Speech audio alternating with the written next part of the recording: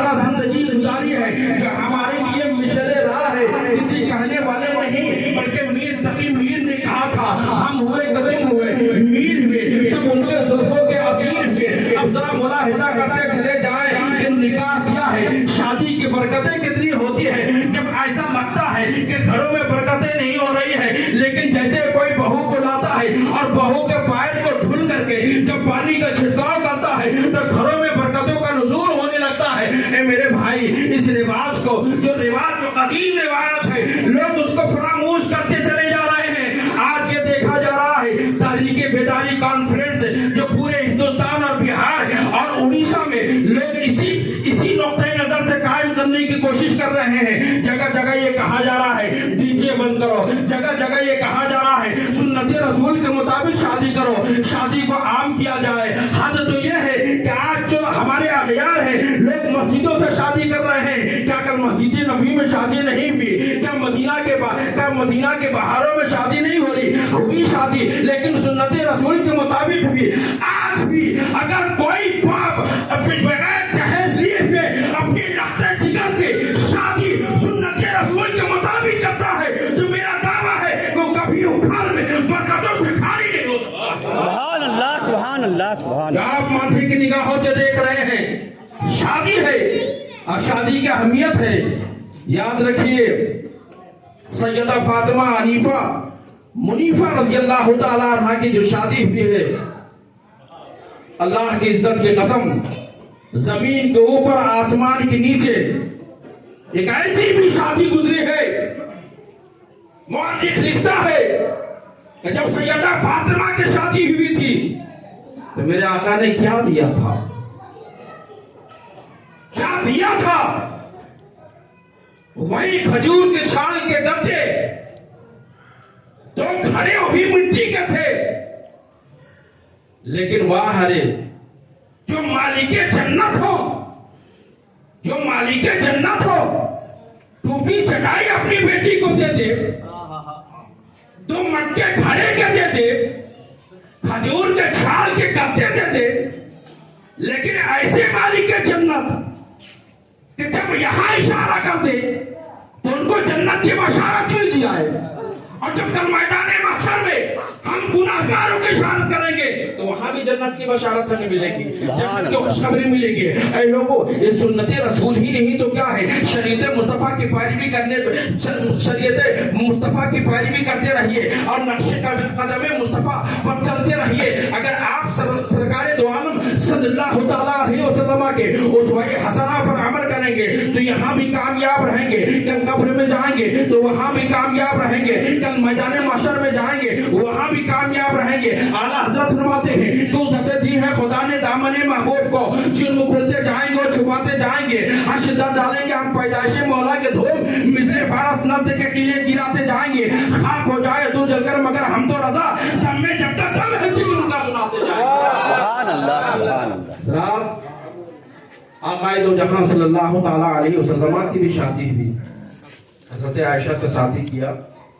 آج جیسے ہی شادی ہوتی ہے دوپٹے کی ہوا لگتی ہے, فوراً لڑکا جب رات 2-4 دن گزارنے کے بعد جب کسی ایک عالم ربانی سے ملاقات کرتا ہے تو باپ یہ بولتا ہے کہ حضرت میرا بیٹا بگڑ چکا ہے, پتہ نہیں کیا ہوا ہے.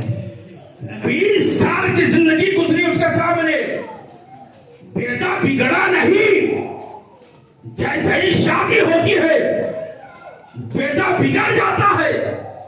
تو اس کی واحد وجہ یہ ہے کہ جب لڑکا ڈیمانڈ کرتا ہے, لڑکا جہیز لے کے آتا ہے تو لڑکی بولتی ہے کہ میرے باپ نے ایسا دیا ہے, اتنا سامان دیا ہے, بتاؤ اس گھر میں برکت کیسے ہو سکتی ہے؟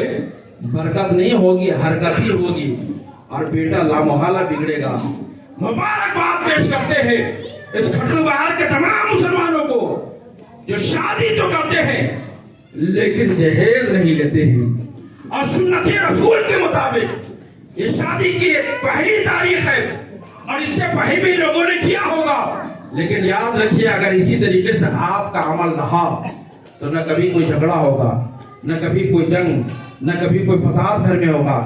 بچہ ماں باپ کی بھی خدمت کرے گا, اور یاد رکھیے ماں باپ کی دعا لے کر اگر کوئی بچہ چلتا ہے تو یہاں بھی کامیاب رہتا ہے وہاں بھی کامیاب رہتا ہے، اس لیے کہ ماں کی دعاؤں میں وہ سوز ہے، ماں کی دعاؤں میں وہ ساز ہے، ماں کی دعاؤں میں وہ معرفت ہے، ماں کی دعاؤں میں حقیقت ہے، ماں کی دعاؤں میں عبادت و ریاضت ہے، اور ایسی دعا ہے اللہ کی عزت کی قسم حضرت بایزید بستامی رحمۃ اللہ علیہ سے پوچھو، وہ حضرت بایزید بستامی رحمۃ اللہ جو اللہ کے ایک برگزیدہ ولی ہے، 20 سال تک جنگلوں کی خاک چھانتے رہے، عبادت کرتے رہے، اللہ کی سر میں لگاتے رہے، لیکن اس مقام تک نہیں پہنچے، معرفت کی منزل تک نہیں پہنچ پائے۔ لیکن ایک ایسا موقع بھی آتا ہے، ایک ایسا مرحلہ بھی آتا ہے کہ جب حضرت بایزید بستامی رحمۃ اللہ علیہ 20 سال عبادت کرنے کے بعد جب بستام شہر سے گزرتے ہیں تو دیکھتے کیا ہے، میری ماں کا گھر نظر آ رہا ہے،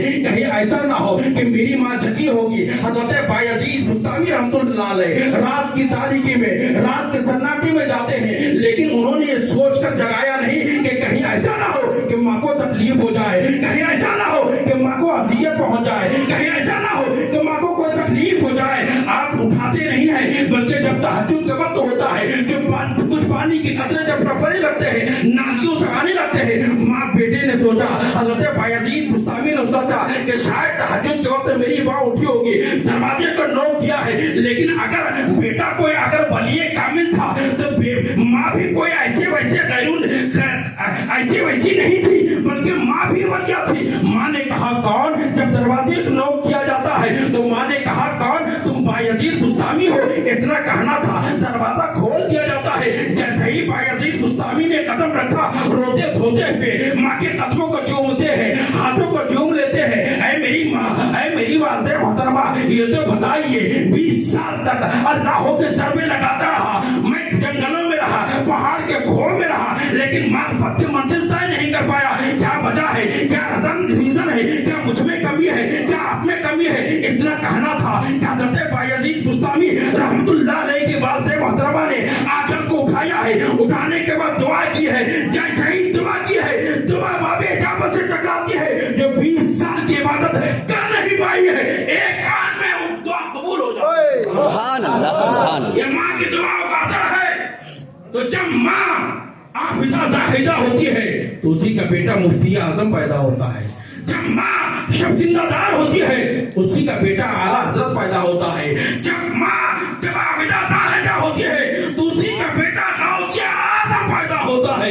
اس لیے اے لوگوں، اپنے ماں باپ اگر جو ہے، جو ریسپونسبل مین ہے، وہ جو ذمہ دار ہوتے ہیں، جو ان کے بچوں کے حق میں آئیڈیل ہوتے ہیں، یاد رکھیے گا کوئی ایسی حرکت نہ کیجیے جو بچوں پر اثر پڑے۔ بلکہ میں یہ کہتا ہوں، اب تو کھٹڑ بہار میں پروگریس ہو رہا ہے۔ کل کا زمانہ تھا جو کھپڑیل کے مکان دیکھتا تھا، آج بلڈنگیں نظر آ رہی ہے۔ کیا ہی اچھا ہوتا کہ اپنے بچوں کو ایجوکیشن دیتے، کیا ہی اچھا ہوتا اپنے بچے کو تعلیم دیتے۔ یاد رکھیے، اگر آپ کے اندر تعلیم کی بیداری آ جائے گی تو میں سمجھتا ہوں کہ ہر شادی جو ہوگی، ہر گھر سے جو بارات نکلے گی تو اسی نہج پر، بلکہ سنت رسول کے مطابق بارات نکلے گی۔ سبحان اللہ، سبحان اللہ۔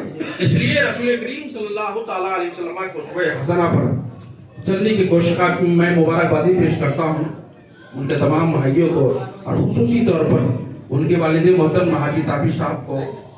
یقین جانیے، ایک شاعر کو بلایا، مجھ جیسا حقیر فقیر کو بلایا، اور اسی بہانے سے، اسی ضمن میں بہت سارے حجاج کرام ہیں جن کی کتابیں چہرے میرے سامنے پڑی ہوئی ہے۔